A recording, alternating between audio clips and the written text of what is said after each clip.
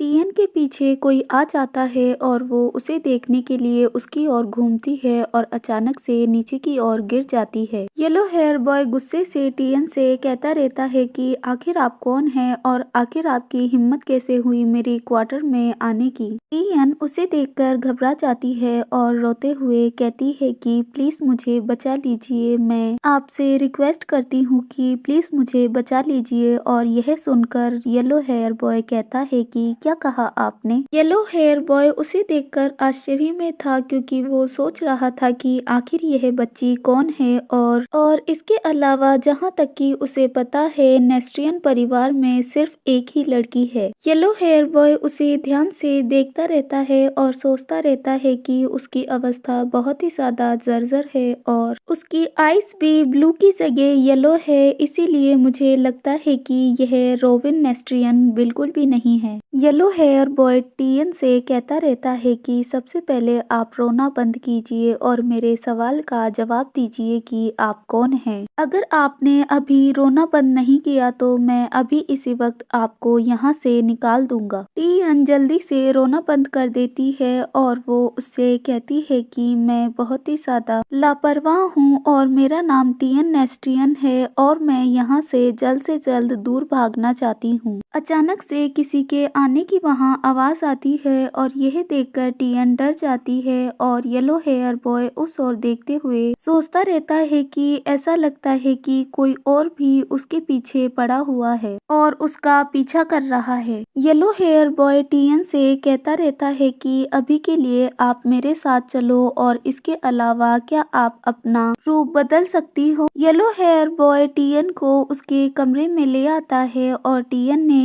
एक बिल्ली का रूप ले लिया था और वो अपनी फिंगर से इशारा करते हुए टियन से कहता है कि जल्दी से इस बेड के नीचे आपको छुप जाना चाहिए। टियन बेड के नीचे देखती रहती है और धीरे धीरे जाती रहती है। यह देखकर येलो हेयर बॉय टियन से कहता रहता है कि जल्दी से अंदर जाओ और उसकी टेल बाहर ही रह जाती है। उसे वो कवर करते हुए सोचता रहता है कि वो कितनी लापरवाह है। वहाँ एक ब्राउन हेयर व्यक्ति आता है और वो अपने चेस्ट पर हाथ रखते हुए बाव करते हुए कहता है कि मुझे आपको परेशान करने के लिए माफ करना योर हाइनेस। वह व्यक्ति और कोई नहीं एम्परर का एड था जिसका नाम सेड्रिक जोविनो है। योर हाइनेस उसकी ओर पलटते हैं और उससे कहते हैं कि सेड्रिक आखिर आप इतनी रात गए यहाँ क्यों आए हैं। और सेड्रिक योहाइनेस से कहता रहता है कि मैनर से एक मेड भाग गई है, उसे ही ढूंढा जा रहा है। और योहाइनेस आश्चर्य से कहते रहते हैं एक मेड। और सेड्रिक कहता रहता है कि हाँ वो एक मेंटली अनस्टेबल मेड है जिसकी देखभाल की जा रही थी और वो वहाँ से भाग गई। और जो नौकर उसे पकड़ने के लिए भाग रहे थे उन्होंने कहा है कि वो इधर एनेक्स की ओर ही आई थी। योहाइनेस सोचते रहते हैं कि उसके व्हाइट कलर के हेयर हैं और वो एक तरीके से स्नो लेपर्ड का एक प्रतीक है, फिर भी वो ऐसा कह रहे हैं कि वो सिर्फ एक नौकरानी है। योहाइनेस गहरी सांस लेते हैं और सेड्रिक से कहते रहते हैं कि नहीं, मैंने ऐसी किसी लड़की को यहाँ नहीं देखा और यदि आप उसको ढूंढना चाहते हैं तो आप एनेक्स में उसे ढूंढ सकते हैं और इसकी जांच कर सकते हैं, लेकिन मेरे कमरे और आपके कमरे को छोड़कर। और सेड्रिक बाव करते हुए कहता है कि जैसा आप कहें योहाइनेस, अब आपको आराम करना चाहिए, मैं अब यहाँ से चलता हूँ। योहाइनेस सोचते रहते हैं कि मुझे अपनी पहचान यहाँ पर छुपा के रखनी है, लेकिन अब मैं इस परेशानी वाली बात में थोड़ा उलझ गया हूँ और यह सब इसीलिए हुआ है क्योंकि योहाइनेस ने मुझे दुल्हन उम्मीदवारों का व्यक्तिगत रूप से मूल्यांकन करने के लिए आदेश दिया था। योहाइनेस नीचे झुकते हैं और बेड का कपड़ा हटाते हुए टियन से कहते हैं कि ऐसा लगता है कि वो लोग यहाँ से चले गए हैं, इसीलिए अब आपको बाहर आ जाना चाहिए। टियन बाहर आ जाती है और योहाइनेस उससे कहते रहते हैं कि आखिर आप उनसे क्यों भाग रही हैं और आखिर वो आपको एक नौकरानी क्यों कह रहे थे। टियन योहाइनेस को देखकर सोचती रहती है कि यह व्यक्ति मुझे यंग ही लगता है, लेकिन उसे देखकर ऐसा लगता है कि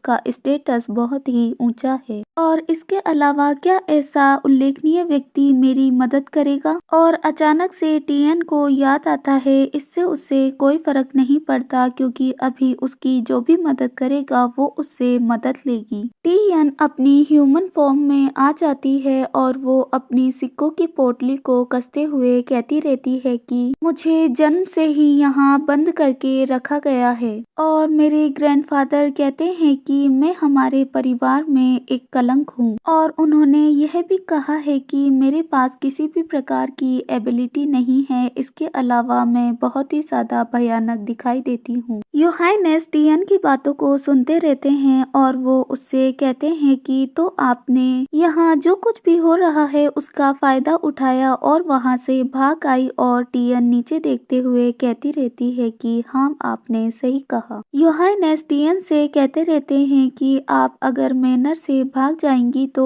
उसके बाद आप क्या करेंगी? और टियन अपने सिक्कों की पोटली को दिखाते हुए कहती रहती है कि मैं इन सिक्कों के द्वारा एस्ट्रियन परिवार में एक गाड़ी के द्वारा जाने की कोशिश करूंगी। और योहानेस कहते रहते हैं कि एस्ट्रियन परिवार आखिर एक स्नो लेपर्ड आखिर वहाँ क्यों जाना चाहता है? और टियन कहती रहती है कि क्योंकि मेरे फादर ब्लैक पैंथर फैमिली से बिलोंग करते हैं। टियन की बातों को सुनकर योहानेस अचानक से सरप्राइज हो जाते हैं और वो सोचते रहते हैं कि वही गोल्डन आइज आखिर मैंने इन्हें पहले क्यों नोटिस नहीं किया। और टियन उन्हें आश्चर्य से देखती रहती है। योहानेस अपने हाथ से बालों को पीछे करते हुए कहते हैं कि तो मैं समझ गया कि आखिर आप करना क्या चाहती हैं, लेकिन आप इतने से पैसों से नेस्ट्रियन क्षेत्र से भी बाहर नहीं निकल पाएंगी। यह सुनकर टियन शॉक हो जाती है और वो सोचती रहती है कि आखिर ऐसा कैसे हो सकता है, मुझे तो लगा था कि यह बहुत होंगे। आखिर अब मुझे क्या करना चाहिए क्योंकि मेरे पास इससे अधिक और कुछ भी नहीं है और ना ही मेरे पास और अधिक मनी है। टियन को इस तरीके से उदास और परेशान देखकर योहानेस उसके पास आते हैं और उससे कहते हैं कि अगर आप चाहें तो मैं आपको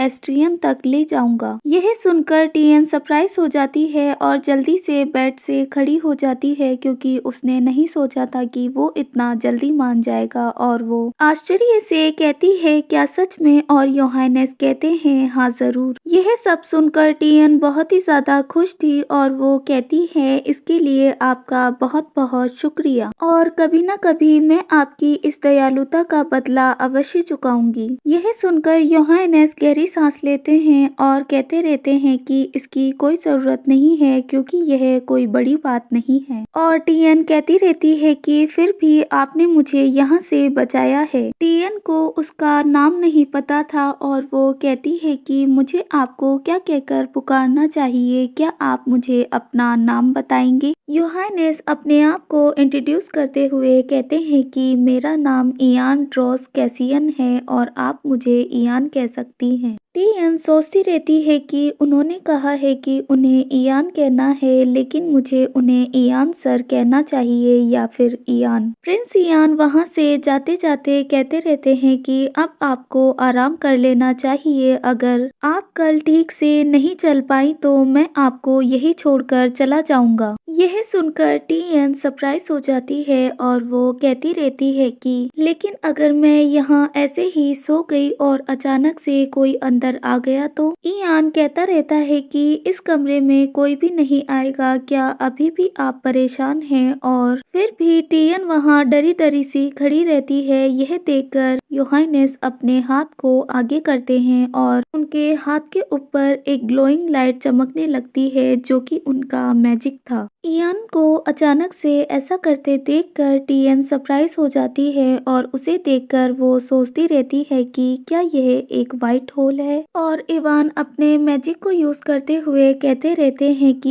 यह मेरी एबिलिटी है जिसमें मैं एक ऐसा स्थान बना सकता हूँ जिसे सिर्फ मैं ही खोल सकता हूँ और मैं ही बंद कर सकता हूँ। और आपको अपने स्नो लेपर्ड के रूप में आ जाना चाहिए और इसके अंदर चले जाना चाहिए। यह सुनकर आश्चर्य से टियन कहती है, क्या कहा आपने? इयान टियन को ऐसे घबराते हुए देखकर कहता रहता है कि आपको डरने की जरूरत नहीं है, मैं इसे कभी भी खोल सकता हूँ और कभी भी बंद कर सकता हूँ, और जब तक कि मैं जीवित हूँ तब तक आप इसमें कभी नहीं खो सकती हैं। टियन थोड़ा डरी हुई थी और वो अपनी मुट्ठी को कसते हुए सोचती रहती है कि अब उसके पास इसके अलावा और कोई रास्ता नहीं है, और इसके अलावा यह मैनर के लोगों द्वारा पकड़े जाने से तो अच्छा ही है। इयान उसे अपने हाथों से उठा लेता है और पोर्टल के दूसरी ओर छोड़ते हुए कहता है कि जैसे ही यहाँ सब सुरक्षित हो जाएगा मैं आपको यहाँ से बाहर निकाल लूंगा। टियन वहाँ आ जाती है और वहाँ सब कुछ बिखरा पड़ा था और उसे देखकर वो सोचती रहती है कि क्या यही वह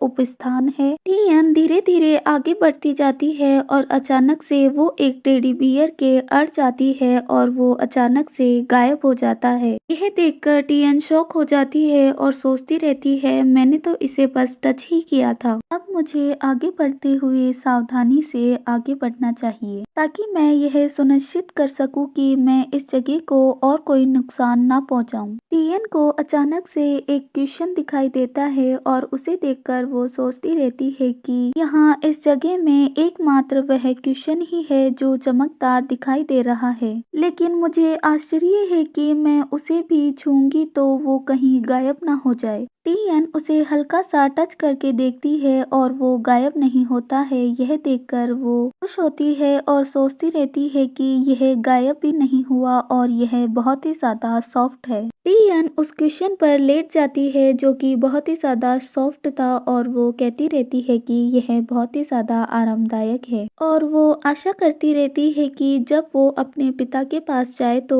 वो उसके साथ भी इतना अच्छा व्यवहार ही करे। यहाँ से सीन शिफ्ट हो जाता है और ड्यूक नेस्ट्रियन कहते रहते हैं कि कल रात जो कुछ भी हुआ उसके लिए मुझे माफ करना, और इसके अलावा मैं जानना चाहता हूँ कि आपको यहाँ नेस्ट्रियन में रहकर कैसा महसूस हुआ, क्या आपको यहाँ अच्छा लगा? और सेड्रिक कहते रहते हैं कि आपकी मेहमान नवाजी का बहुत बहुत शुक्रिया, मैं कल रात को बहुत ही अच्छे से सोया, और इसके अलावा औपचारिक रात्रि भोज भी बहुत ही ज्यादा अच्छा था। और ड्यूक नेस्ट्रियन सोचते रहते हैं कि रोविन का अभी कोई पता नहीं है, और इसके अलावा उन्होंने ऐसी विनम्र टिप्पणी की बिल्कुल भी अपेक्षा नहीं की थी, और यह सब उस टियन के उत्पात के कारण हुआ है जिसने कि यहाँ से भागने की कोशिश की, और आखिर यह इस वक्त ही क्यों होना था। मुझे लगता है कि मुझे इस बारे में थोड़ा शांत ही रहना चाहिए। ड्यूक नेस्ट्रियन अपने चाय के कप को नीचे रखते हैं और स्माइल करते हुए कहते रहते हैं कि तो क्या आप जाने से पहले एक बार रोविन से और मिलना चाहेंगे? अगर आप चाहें तो मैं अभी रोविन को बुला देता हूँ। यह सुनकर सेड्रिक जल्दी से वहाँ से खड़े हो जाते हैं और वो कहते रहते हैं कि रास्ता बहुत ही ज्यादा लंबा है, इसीलिए अब मुझे यहाँ से निकलना चाहिए, और यह देखकर ड्यूक सरप्राइज हो जाते हैं। सेड्रिक कहते रहते हैं कि मैं अगली बार आपसे मिलूंगा, जब आप कैपिटल में आएंगे तो मैं भी आपकी अच्छे से मेहमानबाजी करूंगा। और यह सुनकर ड्यूक नेस्ट्रियन जल्दी से खड़े होते हैं और कहते हैं, लेकिन मेरी बात तो सुनिए। अचानक से वहाँ रोविन भी आ जाती है और वो स्माइल करते हुए कहती है, ग्रैंडफादर मैं यहाँ आ गई। यह देखकर ड्यूक नेस्ट्रियन सरप्राइज हो जाते हैं और वो रोविन से कहते हैं कि आपको रुकना चाहिए, आप यहाँ नहीं आ सकती हैं। और रोविन कहती रहती है कि क्या गेस्ट अब यहाँ से जा रहे हैं? रोविन अपने ग्रैंडपा के पास जाती है और क्यूट सा फेस बनाते हुए कहती है कि क्या वह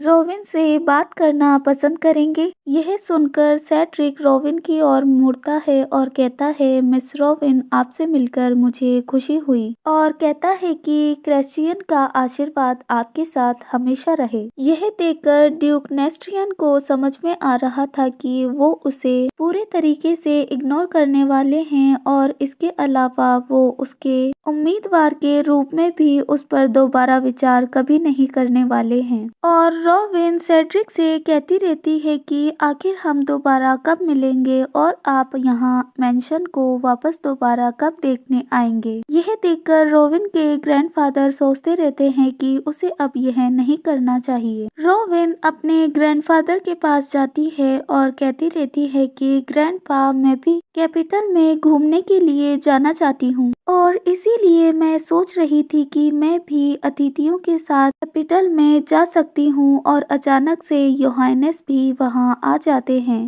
योहानेस के आते ही सेड्रिक अपने चश्मा को ठीक करता है और कहता है अब हमें भी चलना चाहिए। यह देखकर रोविन कहती रहती है कि मुझे भी अपने साथ ले चलो और वो वहाँ से चले जाते हैं। यह देखकर ड्यूक नेस्ट्रियन सोचते रहते हैं कि यह सब उस हाफ ब्रीड की वजह से हुआ है। उसने मेरे ऐसे महत्वपूर्ण दिन को बर्बाद कर दिया जिसकी मैं 1 महीने से तैयारी कर रहा था। ड्यूक नेस्ट्रियन उन्हें वहाँ से ऐसे ही नहीं जाने दे सकते थे और वो भी उनके पीछे पीछे बाहर चले जाते हैं और सोचते रहते हैं कि उन्हें जल्द ही उसके पास जाना होगा और उन्हें पकड़ना होगा और वो बाहर आ जाते हैं। ड्यूक योहानेस के दरवाजे को पकड़ते हुए कहते हैं कि कैस्ट्रियन का आशीर्वाद हमेशा एस्ट्रियन पर बना रहे। और यह सुनकर योहानेस जल्दी से दरवाजा बंद कर लेते हैं और उनके सर्वेंट भी जल्दी से कैरिज को वहां से ले जाते हैं और यह देखकर ड्यूक भी सरप्राइज थे। योहानेस अपनी कैप को उतारते हुए कहते रहते हैं कि आखिर वो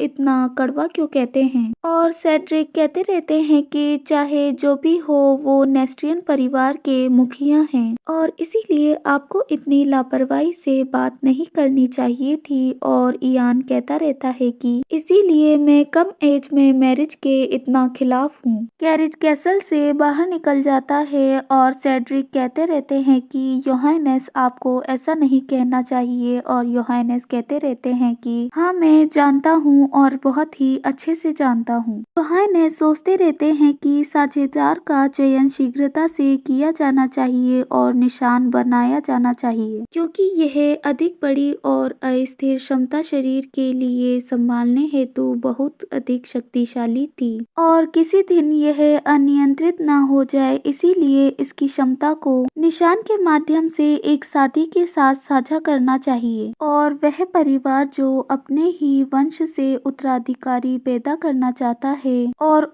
ज्यादा अधिक पावरफुल बनना चाहता है, इसीलिए वो इस सिचुएशन का लाभ उठाना चाहता है। प्रिंस इयान यह सब सोच सोच कर थक गए थे और सेड्रिक योहानेस से कहता रहता है कि मुझे ऐसा लगता है कि नेस्ट्रियन परिवार के मुखिया किसी न किसी बात को लेकर बहुत ही ज्यादा परेशान लग रहे थे। कहीं इसका संबंध रात को हुई घटना से तो नहीं है। और योहानेस सेड्रिक से कहते हैं कि हाँ आपने ठीक कहा। और यह सुनकर सेड्रिक आश्चर्य में था क्योंकि उसे नहीं पता था कि आखिर उन्हें इस बारे में कैसे पता। प्रिंस इयान अपने मैजिक का उपयोग करते हैं और व्हाइट पोर्टल को खोलते ही वो टीएन को वहां से बाहर निकाल लेते हैं। अचानक से योहानेस द्वारा एक कैट को उनके पोर्टल से बाहर निकालते देखकर सेड्रिक आश्चर्य में पड़ जाता है क्योंकि उसने ऐसा बिल्कुल भी नहीं सोचा था। इयान उसको सहलाते हुए कहता रहता है कि क्या आप सो रहे थे, आप ठीक तो है ना, आपको वहाँ डर तो नहीं लगा है ना। और इयान को ऐसा व्यवहार करते देखकर सेड्रिक अपने चश्मा को साफ करते हुए सोचता रहता है कि कहीं मैं यह सपना तो नहीं देख रहा। इयान सेड्रिक से कहता रहता है कि सबसे पहले मैं एस्ट्रियन घर जाऊंगा क्योंकि वो टीएन को सही सलामत वहाँ घर पर पहुँचाना चाहता था। यह सुनकर सेड्रिक कहते रहते हैं कि आखिर आप एस्ट्रियन के घर क्यों जाना चाहते हैं। और इयान उससे कहता है कि मैं इस बच्ची को वहाँ पहुँचाना चाहता हूँ।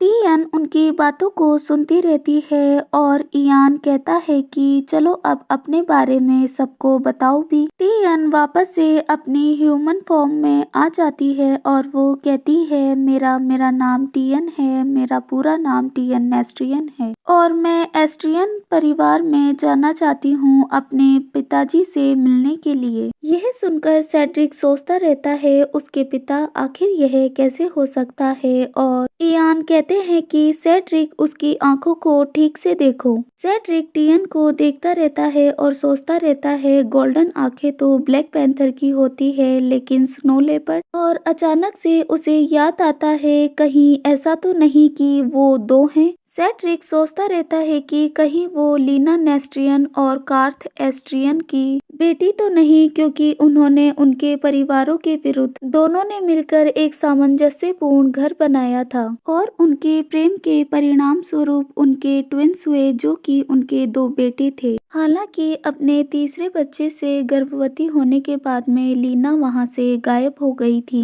और उसके कुछ समय बाद में ही नेस्ट्रियन परिवार ने लीना की डेथ की घोषणा की और इसके बाद एस्ट्रियन परिवार को लीना का अंतिम संस्कार करना पड़ा बिना उसके शरीर के और बिना उसके तीसरे बच्चे को प्राप्त करे। सेड्रिक यह सब सोचकर शॉक में था और वो कहता है योहानेस कहीं यह वही तो नहीं, और वो सोचता रहता है कि कहीं यह वही बच्चा तो नहीं जिसे कि सब मरा हुआ समझ रहे थे। प्रिंस इयान जब उससे मिले थे और उससे पूछा था तभी वह समझ गए थे कि वो कौन है और वो सेड्रिक से कहते रहते हैं कि इसीलिए मैं कह रहा हूँ कि जितना जल्दी हो सके उतना जल्दी वहाँ चलो, और इसके अलावा हमें रास्ते में कहीं रुकना भी है। 3 दिन बाद वो एस्ट्रियन कैसल पर पहुँच जाते हैं। उनके वहाँ पहुँचते ही बटलर बाव करते हुए कहता है कि मैं his grace crown Prince Ian dress caisson का स्वागत करता हूँ और कैसियन का आशीर्वाद हमेशा बना रहे। वो व्यक्ति और कोई नहीं एस्ट्रियन परिवार का बटलर था जिसका नाम पार्डन था।